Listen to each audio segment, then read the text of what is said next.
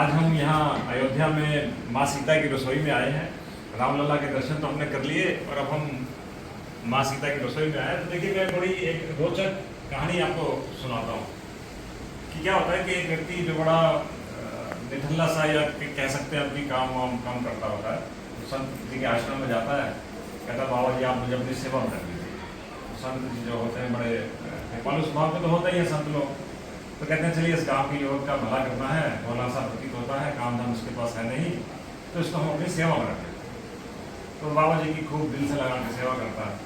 पढ़ा लिखा कम होता है तो समझदारी तो उतनी थोड़ी नहीं होती, पर हाँ शिक्षित और कहते हैं ना कि विद्यावान में फर्क होता है। तो शिक्षित तो नहीं होता लेकिन विद्यावान काफी होता है। तो बड़ी सेवा करता है, परंतु उसमें एक आदत होती है, जैसे आपने कभी परसों एकादशी का व्रत रखा था ना जी, आश्रम में एकादशी का व्रत रखा जाता है, लेकिन वो कहता है जी मैं तो गांव का आदमी, मुझे क्या लेना देना व्रत से, मेरे को भूख बहुत लगती है जी।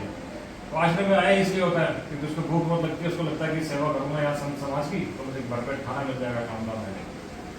तो बाबा जी को दया जाती है कि चल ठीक है, आने वाली कल एकादशी है, देखो आश्रम में तो पकेगा नहीं भोजन, क्या करें। तो कहता है आप मुझे आटा चावल दे दीजिए, मैं अपने आप को बाहर जाके पका लूँगा, आश्रम में नहीं पकेगा।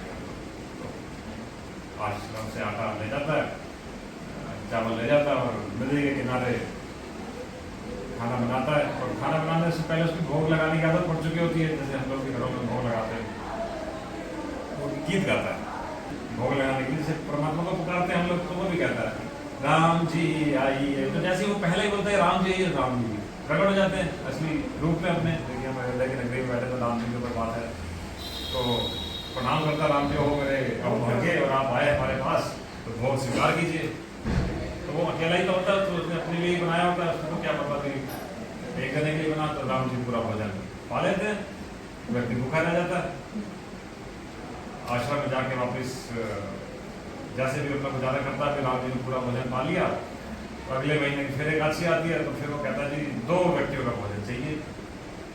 तो संत जी कहते हैं 2 कर दो, तो एक ही है। बोले जी वो मैं गया था पिछली बार जब, तो राम जी स्वयं आ गए थे, तो पूरा भोजन तो उन्होंने पा लिया, मैं भूखा रह गया 2 व्यक्तियों।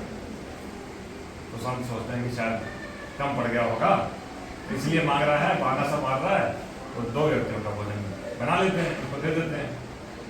तो फिर से वो जाता है नदी किनारे, भोजन पकाता है, पकाने के बाद भोग लगाता है, राम जी आइए सीताराम आइए। तो जैसे सीताराम बोलता है तो सीता और राम दोनों आ जाते हैं, और दोनों आ गए तो 2 व्यक्तियों का भोजन बना होता है इस बार। तो दोनों सीताराम जी पूरा भोजन, तो फिर भूखा। अगले एकादशी फिर कहता है महाराज जी मैं भूखा रह गया था, इस बार 3 व्यक्तियों को भोजन। 3 का क्यों?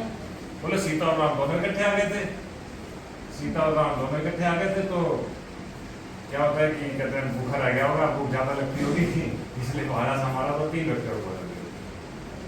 तो इस बार फिर से वो भोजन पकाता, भोग लगाता है, राम जी आइए सीताराम आइए, संग संग में लखन को भी लाइए। मतलब ये चौपाई है ना जी, पूरी गीत है। तो इस बार तीसरी लाइन तो पहुंचता, 3 हो जाता, 3 व्यक्तियों का भोजन, तो तीनों पूरा भोजन पा लेते हैं, तो फिर भूखा रह जाता है वो। तो अगली बार कहता है 4 व्यक्तियों को भोजन चाहिए।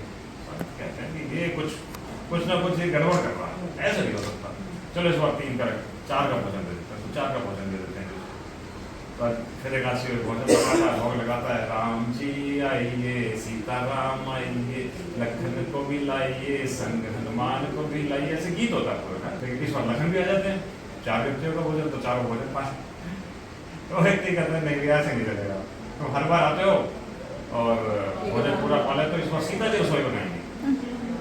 इस बार तो जब आज हम सीता जी की रसोई में बैठे हैं, सीता जी की रसोई भी आप दिखाइए, ये सीता जी की रसोई है, अयोध्या नगरी में बैठे हैं, तो इस बार सीता जी रसोई बनाएंगे। तो सीता जी से रसोई बनवा देते हो, और जो संत होते हैं तो उनको भी लगता है कि ये कुछ ना कुछ गड़बड़ कर रहा है, तो वो इस बार पीछे पीछे उसको छुप कर देखने आ जाते हैं। तो संत मंडली पीछे से देख रही है और वो देख रहे हैं सीता जी रसोई बना रही है, तो उनको तो लगता है कि भाई ये है क्या।